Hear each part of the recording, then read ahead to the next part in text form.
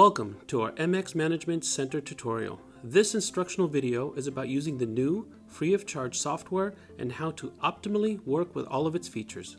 We have set up an exemplary project as a real security application. After installing the software and launching it for the first time, the welcome page opens. We can use Open Project to load an existing project file from any location. We will select our company configuration project file. You can download our demo project from our website to emulate the examples. Once the project is loaded, we see the live image from one of the project's cameras. We can see a question mark symbol in the upper right-hand corner of the screen. It can be used to display the Quick Help window. The Quick Help window provides information about how each individual control works. Clicking on a Quick Help opens a window with detailed information. The program also displays tooltips when the mouse hovers over a button. You can also download the PDF manual from the MOBOTIX website. Before we begin to operate the program, we should say a word about the general operating concept. We differentiate between single clicks, double clicks, long clicks, and right clicks for operation. Double clicks are only used to switch between full screen mode. In most cases, single clicks or long clicks are used for operation. Right clicks are generally only used for program configuration and are not relevant for operators. In addition to clicks, drag and drop is also a key operating concept. The simple press drag and drop is a central element used for both configuration and operation. Intuitive dragging and dropping in most cases leads to the desired effect. You can open the camera bar by tapping the film strip at the top of the image. All of the cameras that were integrated into the project are visible here. It is possible to drag the camera bar to enlarge it so that the camera reference images are displayed in 2 rows. Double-clicking on the 3 small lines in the middle of the strip opens up the camera bar in full screen mode. If there are more cameras in the list that can be displayed simultaneously, you can swipe to move content to the left or right. One multifunctional slider is located at the bottom of the bar. This allows us to select the parameters according to how the cameras are sorted. It is possible to sort by group, by name, or by IP address.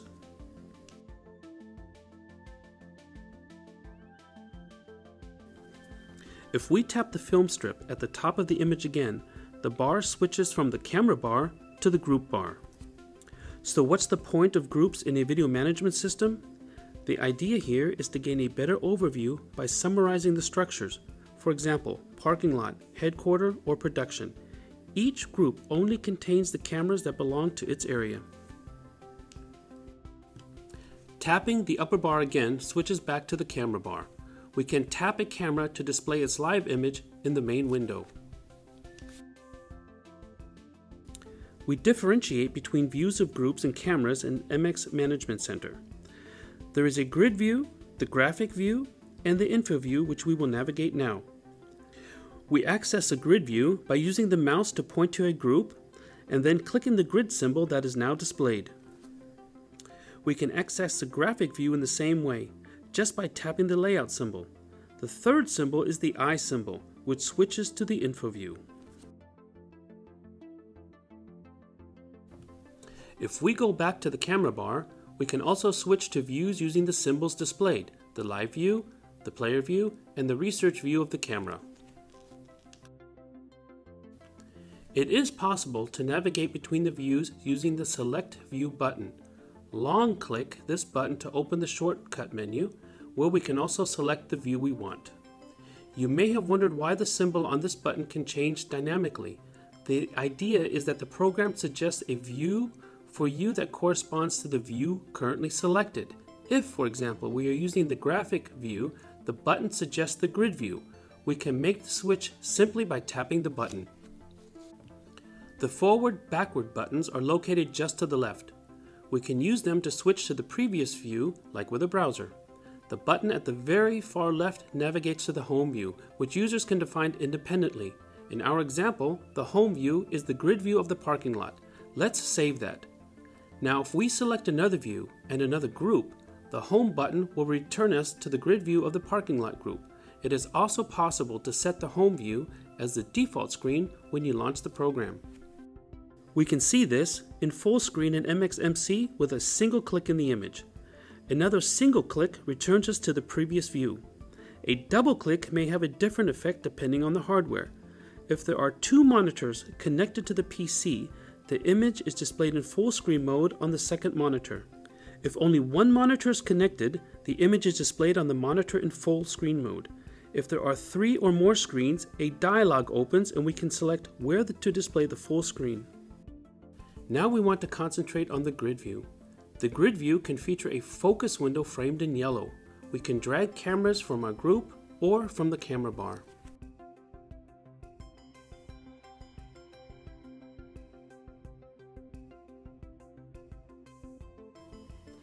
More multifunctional sliders with additional functions are displayed when we hover over the focus window with the mouse. We can use the plus slider to control the zoom. MOBOTIX systems enable the use of 2 zoom options.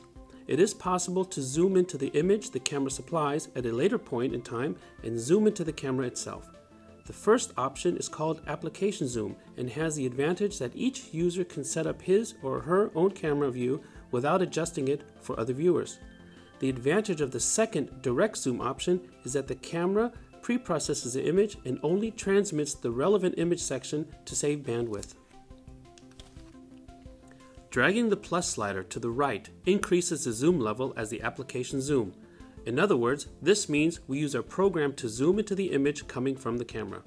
We can achieve the same effect by rotating the mouse wheel.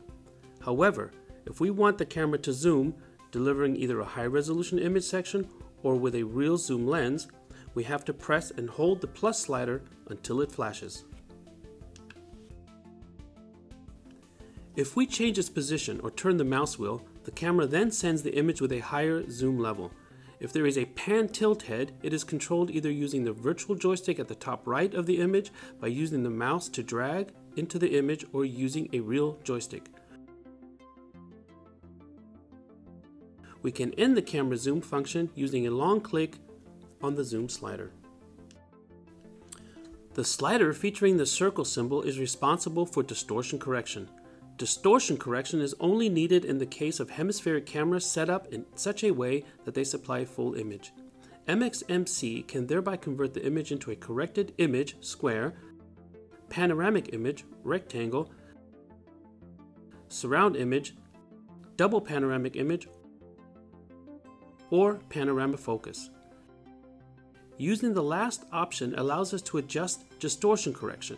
In other words, we use the joystick to control where we want to avoid inflections in the image. Command buttons for functions of the current camera remain displayed in the focus window at the bottom of the image. The telephone receiver is used to listen and speak. The other buttons switch on the light, open the door, and measure the temperature. There are also additional command buttons at the bottom of the image in the program. These buttons are permanently assigned to different cameras, regardless of which camera is currently displayed in the focus window.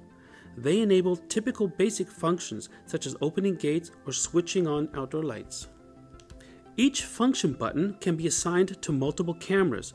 For example, we can click on the light button to simultaneously turn on the lights for several cameras. There is also a button here that can enable and configure sequence mode. If enabled, the focus window switches sequentially between the cameras in this group.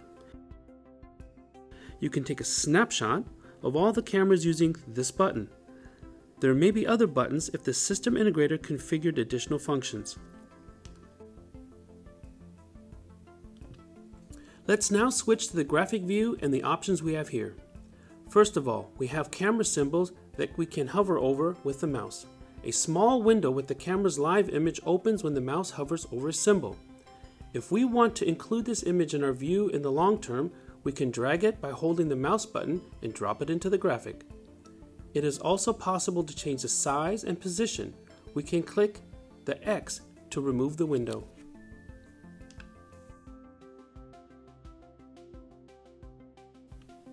In some cases, multiple cameras are highlighted at a location. Initially, we can only see one camera symbol, but it splits as soon as we hover over it with the mouse. Now we can select the respective camera, and we thereby have the same options as before. In the event that we want to view a live channel of a camera outside the group, we can simply drag the camera from the camera bar into the graphic. These additional live channels are only temporarily available in the view. This means that they are discarded when we switch the view. However, we can use the back button to access the previously modified views again. A graphic view may also feature group buttons. This allows us to navigate to other groups. Our example featured an entrance gate linked with a camera for control. We can now open and close the gate with a command button. We can control the status of the gate in the camera image. MOBOTIX cameras and other MX bus modules may feature temperature sensors. As a result, the temperatures can be displayed in the live view. If the person who set up the system specified temperature limits, the temperature display turns red when the maximum temperature is reached and blue when the minimum temperature is reached. Clicking the temperature display allows us to see development over the past week. Last but not least, the view may also feature door opener buttons. For example, simply tapping the buttons makes it possible to open a door. This symbol also confirms that the door is actually open. The third group view is the info view. In most cases, we are dealing with information pages with no additional functions. However, if the info page is configured as an HTML page, it is possible to navigate using links, for example, to access this page. Hyperlinks direct to the other pages with alarm-specific instructions. We now want to use the camera bar to navigate to the live view. This view offers additional multifunctional sliders for image settings and volume on the left and right of the image. Zoom and distortion correction are once again available at the bottom of the image. We can use the third slider to select saved PTZ positions. Let's now focus our attention on the three additional command buttons displayed at the bottom of the image of the live view of the camera: alarm settings, bell settings, mailbox settings. Clicking the alarm button displays the alarm view of this camera, where we can use the slider to view the corresponding event images. If we click the same button again, MxMC automatically switches to the player view at the time of the event. We can replay this event using the playback buttons. Let's now use the back button to return to the live view and take a closer look at the alarm settings. Right-click or long-click the button to open the shortcut menu. The uppermost entry concerns privacy mode. Let's look at the following example. You installed cameras at your weekend home to capture and record all movements at all times. When you arrive at the house on the weekend, you want to safeguard your privacy and not have the cameras record you or your family. In a case like this, you just need to enable privacy mode and the camera will not perform the selected functions for the next 24 hours. A lock symbol is visible in the camera image when this mode is activated. Next, we can activate notifications, or in other words, visual and audio alarm messaging in MxMC. When notifications are enabled, a pop-up appears and the selected alarm sound plays. The pop-up offers the option to switch between displaying the live image and playing the recording. The small bubble above the alarm button shows the number of alarms since the last reset. You can use this button to reset the counter to 0. Clicking Last Alarm opens the player with the last alarm of the camera. The bell and mailbox functions are provided for the dialog with door stations and are inactive for other camera types. The dialog for bell settings provides the option to activate or deactivate the doorbell and select a ringtone or call profile. If you select the ring and mailbox profile, the remote station rings and a message can be left on the mailbox after a defined period of time. We can also reset the counter or play back the last ringing event. Like with the alarms, tapping the button displays the event images if the bell was pressed, and tapping again allows us to view the corresponding video recording. In the mailbox settings, we can select the mailbox to be requested, deactivate it, or specify whether or not it should be possible to leave a message. We can also select the announcement. Furthermore, it is possible to listen to the last message that was left. Like with the alarm and bell, a single click allows us to view the event images, and by clicking again, we can see the entire message. After looking at the views, we now want to examine the playback options. Let's start by switching to the grid view.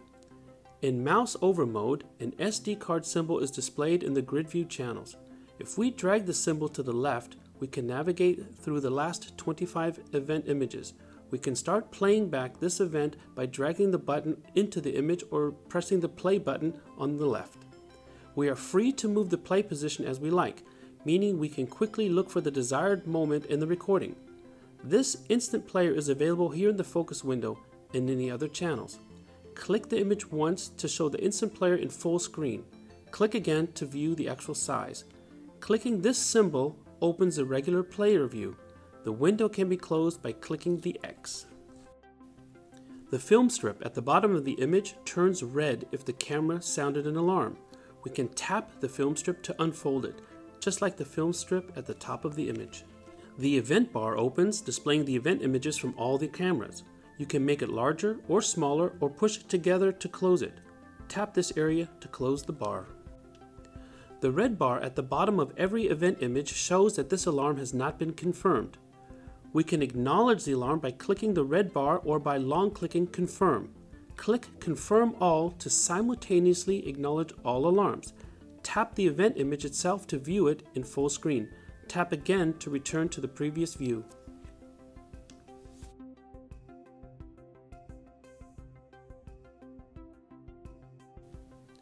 We can access the current live view of this camera simply by dragging the event image into the focus or live image. Additional symbols are displayed here also when we move over the event image with the mouse. The playback symbol in the middle launches the instant player, which we are already familiar with from earlier in the tutorial. If we want to see the playback in a larger format, we can do so simply by clicking one more time. The multifunctional slider on the left side of the event bar allows us to specify the cameras from which alarm images appear in the bar. This can be all cameras, one camera, or cameras from a specific group. Simply drag the relevant group to the event bar and you will then only see alarm images from this camera. The second multifunctional slider is used to filter according to event type. The SD card means all alarms. This symbol means activity sensor only, and this one means video motion sensor. Refer to the MxMC user manual for an overview of which symbols are used for which filters. If we want live information on the current situation in a group of cameras, we can simply tap the grid symbol displayed. If the relevant camera was part of a group, the grid view of this group opens. If it belongs to several groups, a message appears asking us to select the relevant group. The third button displayed allows us to switch to player view, which we can also access using the navigation dialog or the camera bar. If we access player view this way, it starts at the time of the selected event. We can play back this event using the play forward-backward buttons. The jog shuttle button allows us to change the speed. We can play the frame forwards or backwards using these buttons. If we now want to jump to another time in the video, we can use the calendar page symbol. The corresponding time is displayed in the event of movement. If we just go on, the software searches for the event closest in time. We can also jump to a specific time by entering the time we are looking for in the time field.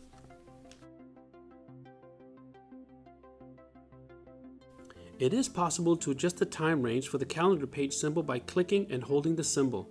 The slider then covers the selected time range. There are various different modes available for playback. If we want to play all recordings one after another, we have to select entire recordings. Only the current event is played back with event recordings. There are also corresponding options available for frame playback of event images only or the pre-alarm images and highlighted images. Playback in time-lapse mode is also possible here. It may be useful for research to highlight specific events in order to easily find them again. You can do so by using the small flag symbol. You can then provide the highlighted events with additional information. For example, we can add the car type here. We can filter according to this term later on, allowing us to quickly and conveniently access the search result. For example, if we want to see all of the Volkswagen Golfs that pass the street in the morning. If a specific time range is to be exported for the playback, the time range first needs to be specified. To do so, we navigate to the beginning of the sequence and tap the small flag on the left, which marks the beginning. We then navigate to the end of the desired time range and tap the small flag on the right to mark the end. Once this has been specified, the two small flags turn green and the export dialog can be opened. The beginning and the end of the export is shown again here, and it is possible to select the specific export options. We need to select MOBOTIX to get an option with the MXPEG code MXG file. All we need in the next dialog is the file name and storage location, and with that, the export starts. We can select the automatically import after export option in this dialog. Afterwards, this recording, like a camera, is available as a video source in the camera bar. An alternative option is to drag the exported file from the File Explorer and drop it into the live view. This puts the recording in the camera bar, and we can select it to play it. In many cases, only a single image is required for evidential purposes. To export the image, it is necessary to press the snapshot button. The corresponding image is thereby stored in the computer's image directory. Let's now look at the pin button at the bottom right corner of the image. We can use the pin to set a point in time. For example, if an event occurred in the parking lot at this exact time and we want to view it from a different angle. To do so, we can use the pin to specify the time and then simply drag the respective cameras from the camera bar into the player. This allows us to view the recording of this camera at the same time. If we want to see what all the cameras in the parking lot group saw at the same time, all we have to do is drag the group from the group bar. This changes the view from the player to the grid player, where we can play back several cameras at the same time. We can also select the grid player by selecting a group and navigating to the grid player view. It enables us to simultaneously play back all of the cameras in the group synchronously. Operation is similar to the normal player. In addition, it is possible to drag cameras from the camera bar into the focus window of the grid player view and play them also. During export, the recordings of all the cameras in this group are stored simultaneously in a directory to be defined. The research view offers another option for research. All of the events of cameras or entire groups are displayed here in chronological order. We can launch the instant player, switch live to the group, or play back the event in the player in each event image.